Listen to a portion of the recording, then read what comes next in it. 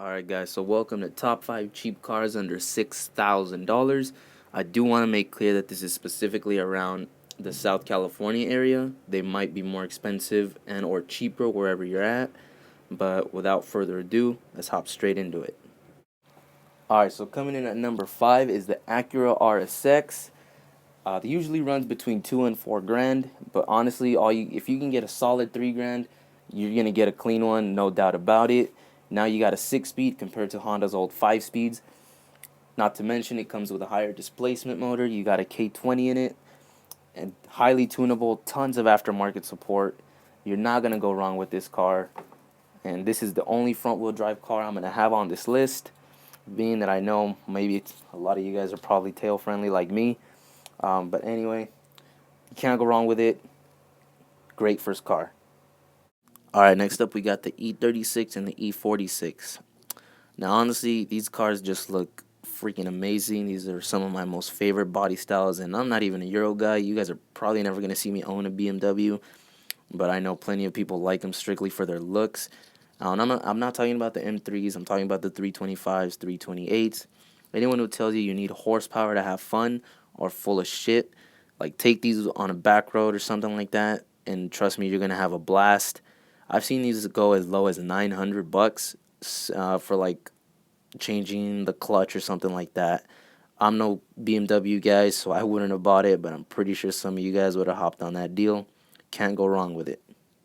Alright guys, so coming in at number 3, we got a 96 to 04 Mustang GT. I saw this car a lot when I was a kid, so don't be surprised if I get one and you see me one in the near future.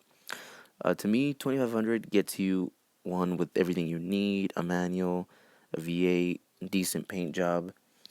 But if you're a little bit more picky, I would say go with the 3000, maybe 3500. Now there's a ton of aftermarket support for these. I think it's a runner-up to the S197, being that the S197 was rated for most customization aftermarket support. Now speaking of parts, the maintenance on these cars is not a lot. You know, they've been out for a while.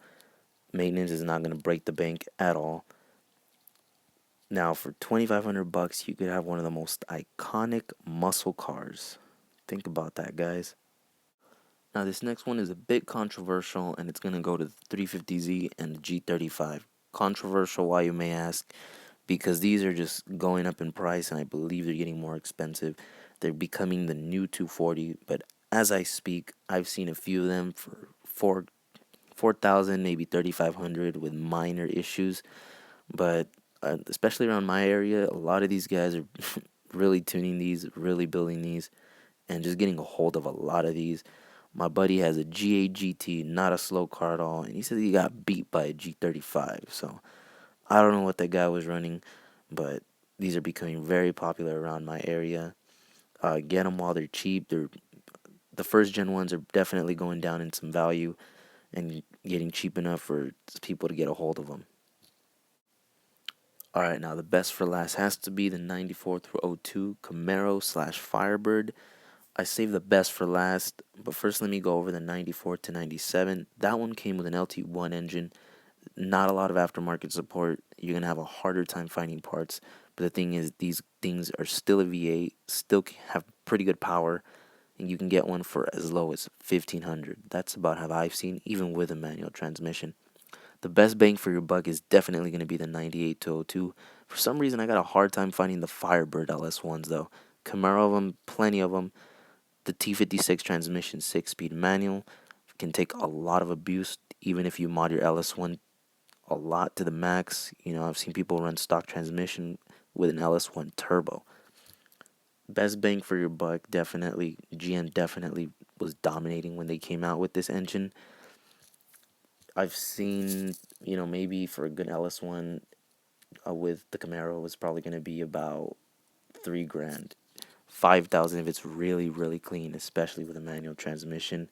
But well worth it, guys.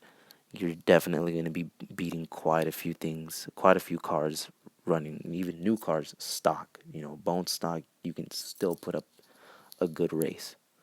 Alright, guys, hope you enjoyed that video. Thanks for watching.